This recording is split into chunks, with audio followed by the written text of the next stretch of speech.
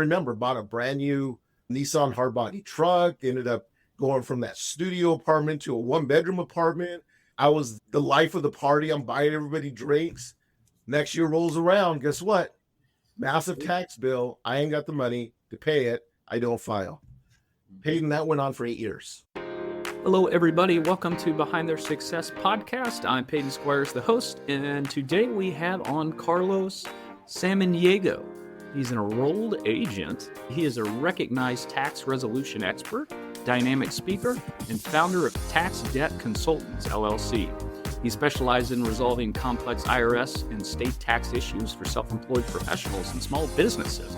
Carlos is also a best-selling author who co-authored the book Never Give Up with sports commentator Dick Vitale, and also wrote a book, How to Make the IRS an Offer They Can't Refuse. Carlos, good morning.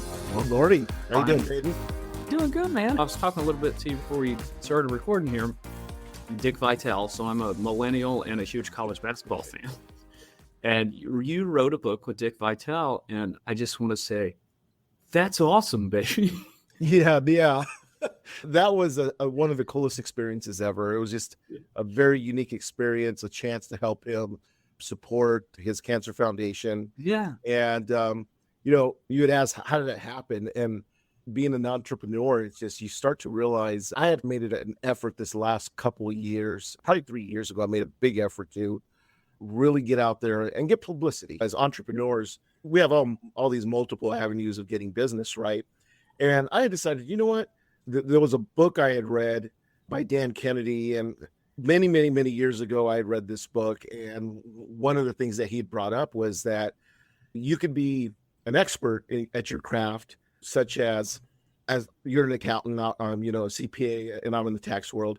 You can be the expert, or you can be a celebrity expert.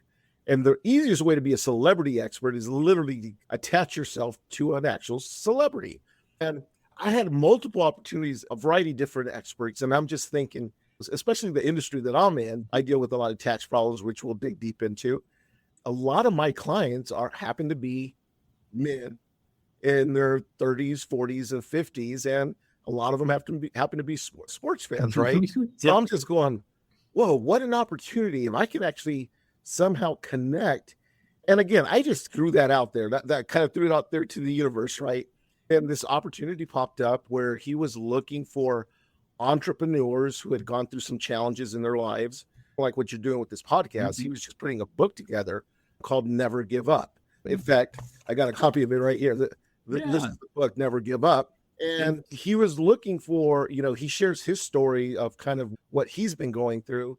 Mm-hmm. And there's quite a few co-authors of the book that share their story. And got that opportunity, got to share my story of my entrepreneurial journey, of why I never gave up. And again, we'll talk about that. And next thing you know, here I am co-writing a book with Dick Vitale. But the cool experience, which you're going to love, I went out to Tampa, Florida, where he lives, and we had a book signing celebration. All the co-authors got together, and we didn't think he was going to be able to make it because his cancer came back, started going through treatment. And luckily for all of us, and obviously for him, he was able to make that event. And we're all there at dinner. And I was cognizant that he didn't look the strongest, right? And everybody was like trying to talk to them. And I'm just thinking, I'm not going to do that. He was making a huge effort to try to talk to people. But for those that don't know, he had throat cancer. I just sat back, and I happened to be wearing this shirt, actually. It's a Navy shirt. And I just happened to be sitting there, and I had a brief little introduction. I just went and sat down at dinner. And then he gets up and kind of walks over to me, and he sits next to me. And he just whispers, he goes, "Are you a Navy veteran?" And I said, "No, sir. Actually, my son is a graduate of the U.S. Naval Academy, and I do some work with the Naval Academy, hence the shirt." He goes, "Navy Academy? Your son went to the Navy Academy?" He goes, "One of my best buddies." Oh my gosh! Why center for the center for your San Antonio Spurs? David Robinson. David Robinson. Yeah. Goes, the Admiral. Yeah. We're Admiral. And that's exactly what he said. He goes, "My best buddy, the Admiral. He was a graduate at the Naval Academy." He was. And I said, "I know that. I do know that, sir." He goes, "Navy Academy, huh? You got a bright son. Congratulations." And then he went back, sat down with his wife. And then Peyton, about 40 minutes later, I'm still sitting there. He goes like this to me, sits down. He goes, I want you to sit down, show my wife a picture of your son. I was just talking to them. It was just a great connection and an overall amazing experience. Yeah, that's so cool. That's so cool.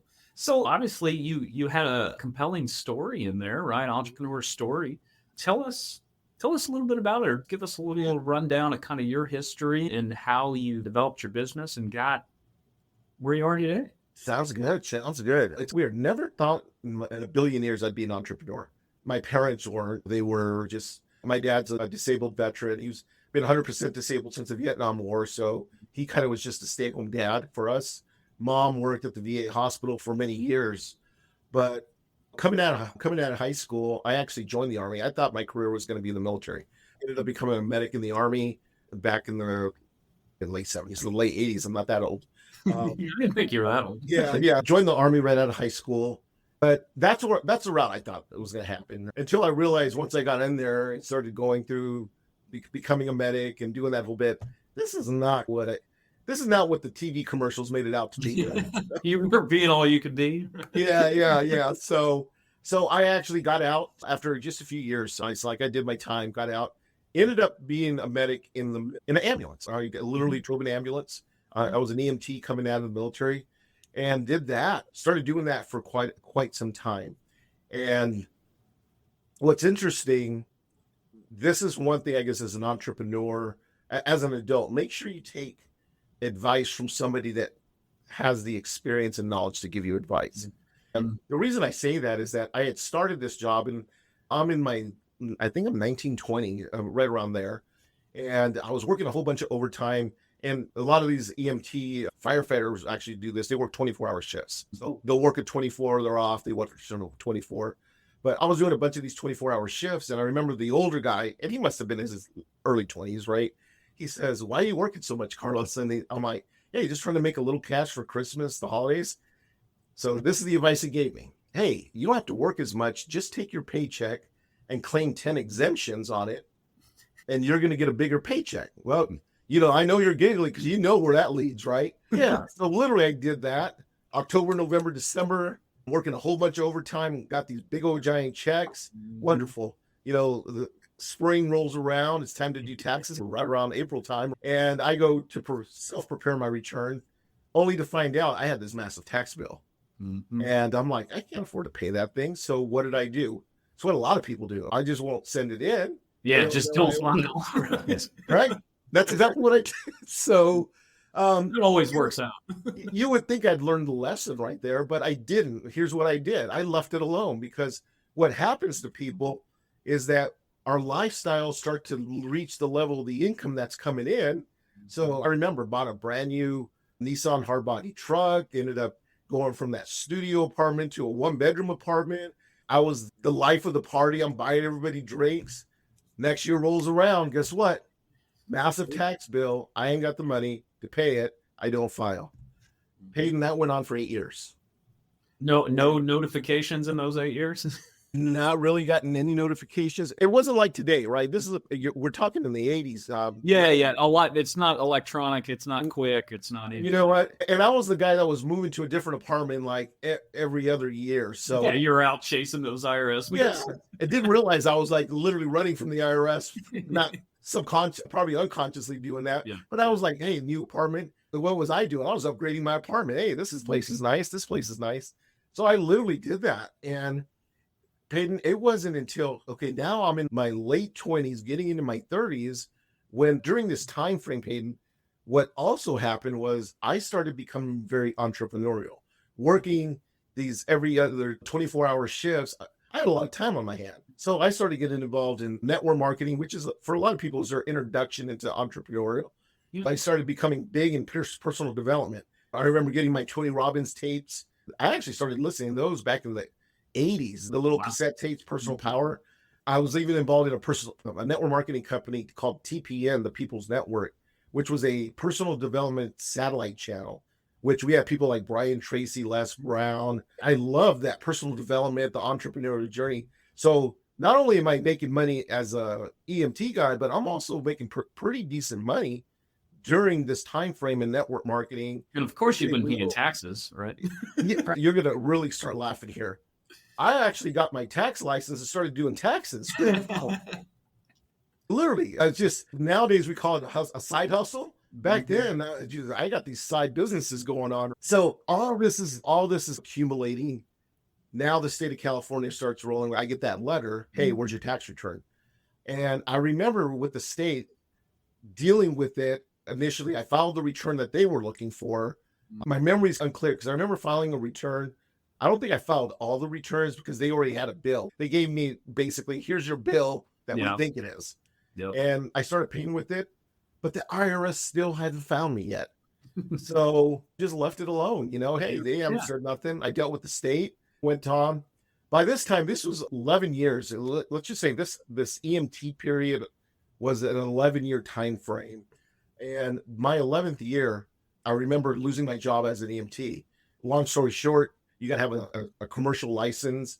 With most commercial licenses, you can't have more than 2 incidences, like an accident, or they can't insure you to drive the ambulance. Sure. And I had an incident where I hit a coffee shop after a 48-hour shift at work. I actually scraped a coffee shop drive-through with my ambulance, and that was my second incident for the year. And they're like, hey, Carlos, you can't work.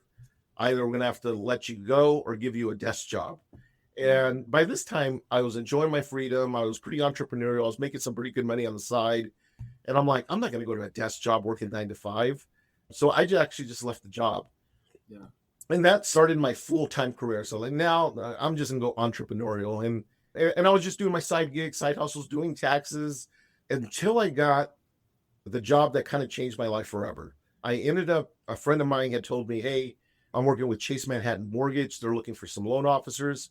He goes, you should apply. I didn't understand why he said it, because when I saw the ad, it literally said you needed a 4-year college degree, 5 years of mortgage experience. He goes, dude, just apply. I applied, and the manager brought me in, sat down with me, and talked to him for an hour. His name was Eamon. And he goes, Carlos, you know what? I'm going to give you a chance. You technically don't qualify, but I can see you're very good speaking with people. You present yourself well. And this is a job all about people and just connecting with people. Yeah. So he gave me the job, sent me off to New York for the first time, went and trained for 10 days and loved the job as a loan officer. Now we're talking around, this is right before the crash of. Yeah, I was wondering what time frame that was. Yeah, it was at 2000. What was the crash? 2008. It would have been 8. So yeah, I assume this was just a few years before. Yeah, this was like 2005, right around there. 2005. That's kind of why I got out of that job. But 2005, started making some really good money. So it was some good times, right? But the thing that changed my life is that I ended up, a friend of mine introduced me to a client to refinance, or she was looking to buy a house, and ended up meeting with this client, fell in love with her. Literally, she was a client, took her out to lunch, and fell in love with her at lunchtime and knew I would marry this lady. I literally 2 years later ended up marrying my soon-to-be client. And the reason that changed my life is because I just told you about me not filing taxes for all these years. And I married her and never told her about it. I never told her that the IRS, I hadn't filed taxes. I didn't even know what my balance was yet with the IRS. I knew what the balance was with the state. And I did the scumbag move. Right? It's just, and we both know is that when a couple joins and becomes that partnership, they're literally combining everything about themselves, including their finances.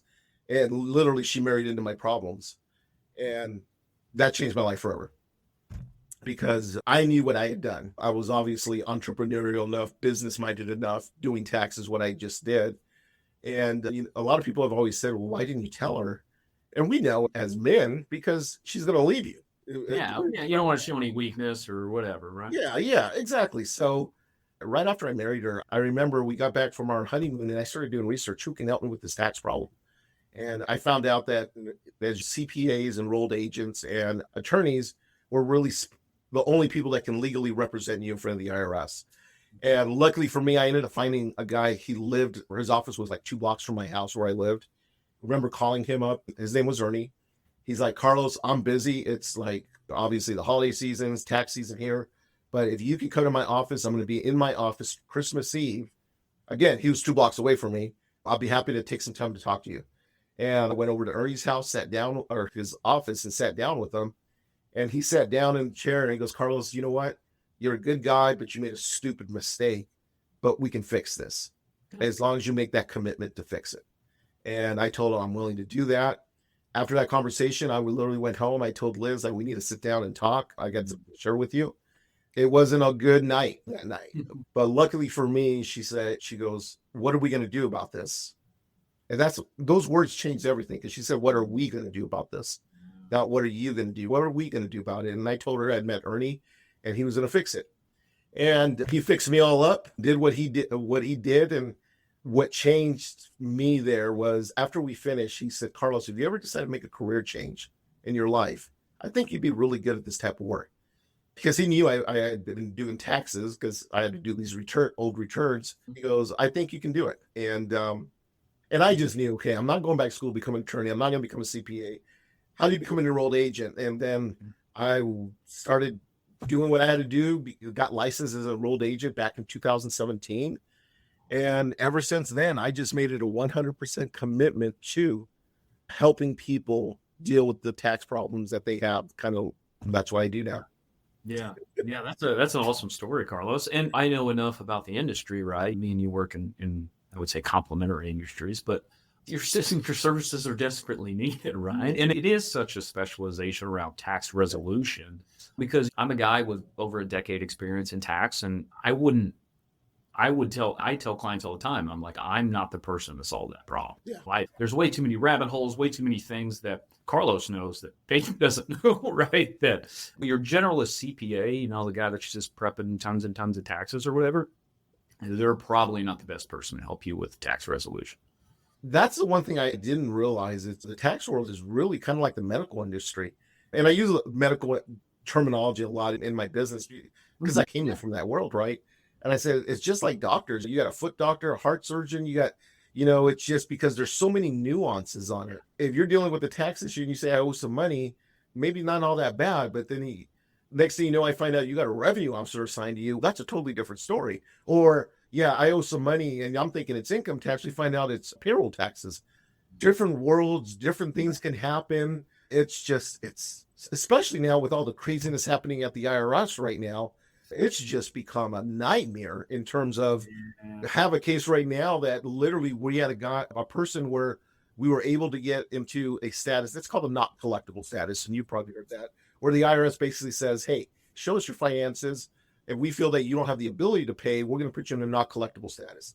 We did this for a client. The client was on food stamps, state aid just to survive. And they agreed right away. The IRS is actually, I tell people all the time, if you talk with the IRS and present your case, they're not trying to get blood out of a rock. They just want to know, are you just hiding like Carlos did? Or do you really just don't have the ability to pay? So we did this with this client. And then literally I had an appeals going on at the same time. And I spoke to the appeals officer. She said, yeah, this person, we're going to put them not collectible. Case was closed. Everything's done. And literally paid. And 3 weeks later, our client is getting a levy letter. And we're going, what the heck? Yeah. And then we actually looked at their transcripts. They took them out of the not collectible status like in a 3-week time frame. So now we're having to go through that process of what the heck happened. What are you guys doing? You stuck them in it. Now you took them out of it. And again, and I think it's just, I don't think that they intentionally did it. I think there was just confusion or somebody inputted something incorrectly into the computer system. See it every day. And I tell people that's why you hire us. It's just because here's the thing, you don't know what the heck is going on over there, and we're just trying to fix it. Yeah, and Carl, I can 100% relate, especially since everything revolves around COVID, but especially since COVID, like trying to get issues resolved with the IRS has been just crazy. Yeah. For years after COVID, if you sent them letters or anything, like they'd sit on a truck for 6 or 8 months before you'd even open them up. Or they would just destroy it or throw it away or whatever, It's funny. It's like approximately June of last year, the IRS restarted sending letters. And people were like, what did I do? Did I do something wrong? Is that why they're after me? I go, no. During COVID, they literally they stopped all collections. They basically said, world's in a pandemic. We're not going to come after you. We're going to stop sending out collection letters. I have people, they actually even stopped their installment agreement. They're like, okay, they literally turned it off. The IRS had money coming to them, debited, and they turned it off. And obviously, they never called it back up. Hey, why aren't you taking my money? Yeah. But for 4 years that happened. So a lot of people have this mistaken view that the IRS forgot about them. No, they didn't forget about you. They just happened to turn it off. And the problem is last June, they turned it back on. So, and it's waves of letters. The IRS is not going to send out 80 million collection letters in 1 month. Yeah. They would be just overwhelmed with phone calls. And so they're just They are anyways. yeah, they're just sending these waves out, which for me, it's great. It's just, I got waves of business coming in at different time frames. But the IRS it's an animal. I think it's going to get uglier because everything's going to be a lot more automated. With the new administration, they're going to try to use AI. They've talked about a lot more AI is going to be used to come after people, which, again, going back to when I was going through this, mail coming to your house, and if you were moving, they had no idea where you were at. Yeah. And they're not even getting back then, they're not even getting all these 1099, all this income's never even showing up. Yeah, now just like everything's electronic. You can't do nothing. They have it all. Yeah. Hell, I can't walk out of the house without being videotaped by my own house. You know? Right. Yeah, everything's documented. Right. Certified mail receipts in the last 5 years have saved my clients from a lot of problems because there's been so many times where the IRS is like, no, we don't have that. I'm like, you signed off on it, right? Or just, we have documents we've sent in 3 or 4 times and they still, they're like, oh no, we don't have that. Absolutely. Absolutely. And it's make sure you have a professional. Sure. Carlos, man, turning the conversation back to you a little bit. Like, you've obviously had some level of success in your career and whatnot. Like, what would you say has been like the most rewarding experience on your entrepreneur journey here? Or what would you say is the most rewarding experience you've had through this? Man, I think the most rewarding experience literally is just the ability. It's not really the success of the business, because we all know with business ventures, it's good some months, bad the other. It's just waves of success and failures. And I remember when I married my wife, because she came from being a public employee to like a year after we got married, she actually just joined me in my business ventures at Chase. She became my marketing person. And I actually launched a marketing company while I was working at Chase, helping other real estate people with their marketing stuff. And I remember telling her, is just, hey, don't get too high on the highs and don't get too low on the lows. Just kind of take it here. But for me, it's kind of been the time freedom. It's just the ability to raise my son and daughter and be there. Right now, I'm working here from the home office, in essence. And to be able to like, hey, I'm not going to go to the office, or I'm just going to stay home because we're going to do something. When my son was growing up, he was in Boy Scouts, became an Eagle Scout, had the ability to be able to go on all these camping trips with the family, having that ability to be there, to support them. He eventually graduated, ended up going to the U.S. Naval Academy, graduated from there, and then serving in the Navy.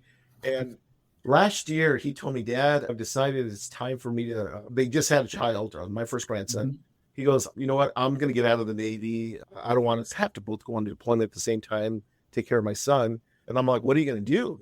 He's like, well, I became an enrolled agent. Caught me by surprise. I'm like, excuse me? He didn't tell you about it at all.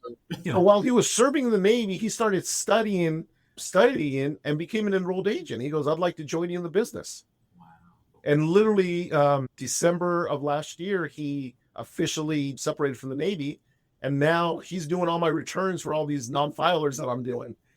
Nice. And I'm literally teaching them the business of the tax resolution business. Yeah. So thanks for bringing that up. I never thought he wanted to do anything like this, but and he told me, he goes, I love the ability to be able to work from home. We don't have to go into the office. I can watch the kids.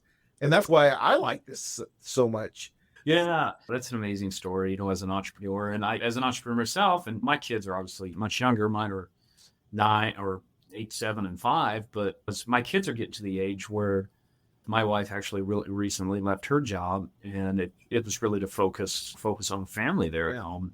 And we really pressing into teaching our kids entrepreneurship and mindset, and really just how to navigate the world and the stuff that maybe we didn't know as kids, and just how the business world exists, and how there are other opportunities and other avenues than just go to college, get a job, and work there for 40 years. And we talk about freedom of time. Dan Sullivan and Benjamin Hardy are a couple authors that I'm really big fans of.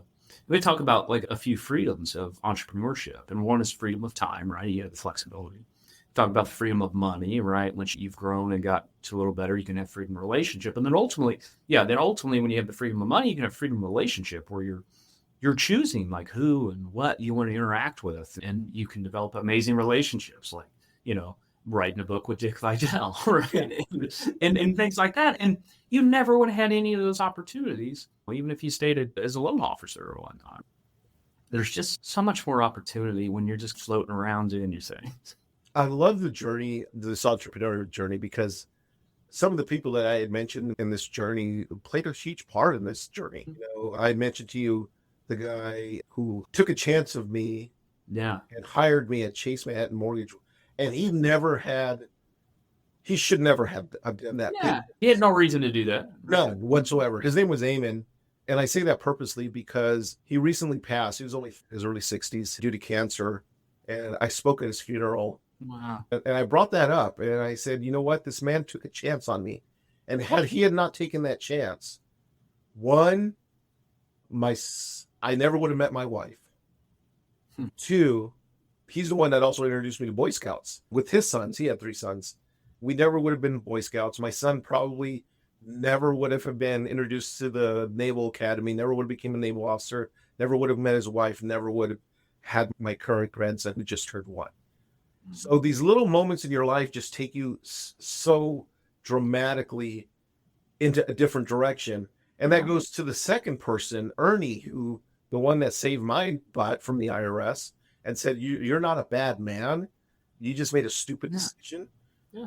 Ernie is the one that said, hey, if you're ever thinking about a career change, I think you'd be good at this.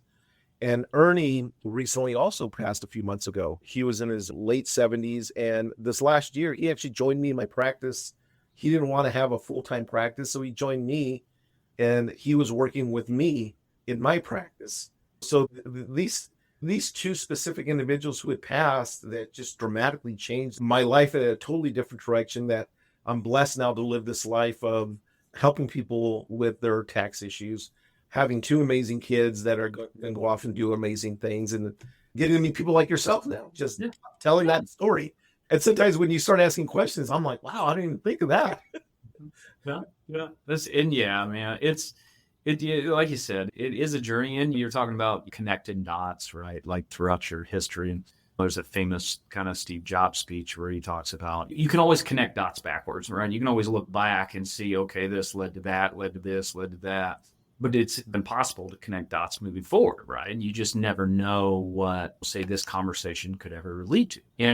Or any relationship or anybody you bump into, like you really have no idea, like the potential in that. And I think just as entrepreneurs, like what we need to practice and what we need to do is constantly being open and curious, and being able to have new conversations, new relationships, and always being curious to develop.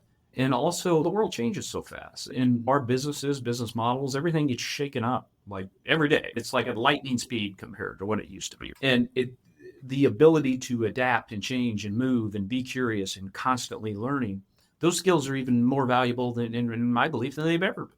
Oh, absolutely. Because you have to be able to adapt in today's world, and quickly. Yeah. Especially now with the advent of AI, things are changing so freaking fast. Yeah. Every day we're figuring out, how do we use this? How do we implement this? Like, how do we use this tool? Because it's unending, its applications. You got to be on your toes. Right?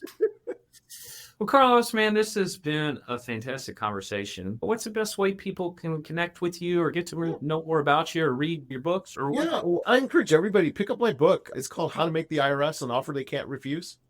I never planned to share my story ever, that I was a non-filer, especially becoming an enrolled agent.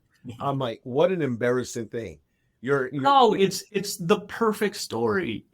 Share the heck out of it. For years, I did not. Yeah, you heard it. You were ashamed of it. I read this book, and it literally said, if you got skeletons, make them dance. Yeah, and then there's nothing held over you anymore. Nothing. So I literally said, okay, I'm going to write this book. My favorite movie is The Godfather. And a lot of times I feel like The Godfather, right? Because you sit there and people come in like, tell me, talk to me, what is going on? And they unload on you, and for the first time in their life, I call it tax secrets.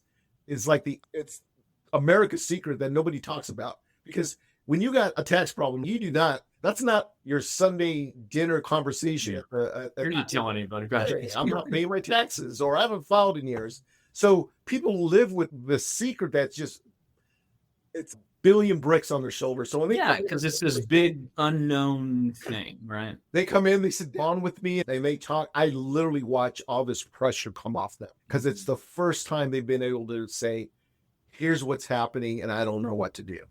Yeah. And then I could come in and said, you know what, there's light at the end of the tunnel here. That's when I decided to write this book. And even if you just read the first chapter, I tell my entire story. But you can get this book at taxdebtbook.com for free. If you get the book for free, yes, you're going to get emails, follow-ups from me. Hey, if you don't like all the emails, let it go. But there's some great stories in there. Yeah. I tell for business people, it's a great lesson in marketing.